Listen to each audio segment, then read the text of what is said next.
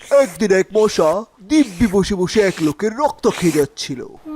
কি রে, কি করতাছস তুই? আমার এইডস আছে।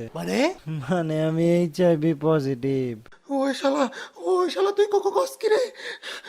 তুই আমার আগে করতে পারছিস না রে? আমার সরাসরি তোরা বাচ্চা, আমার বউ, আল্লাহ গো এখন কি হইব? এখন কে পালবো গো? আমার জামাই গো, তুমি আমারে কেমনে রেখে চলে গেলা গো? আমার বলা দিনারে আনকে ভালবো গো। বাবা, আমি তোমার মৃতদেহ ছুঁয়ে প্রতিজ্ঞা করছি বাবা, আমি তোমার মৃত্যুর বদলা নিয়েই ছাড়বো। বাবার মৃত্যুর বদলা নিতে মশা চলে গেল তার মাস্টারের কাছে। আমি আমার সব কিছু দিয়ে তোকে প্রস্তুত করে তুলবো।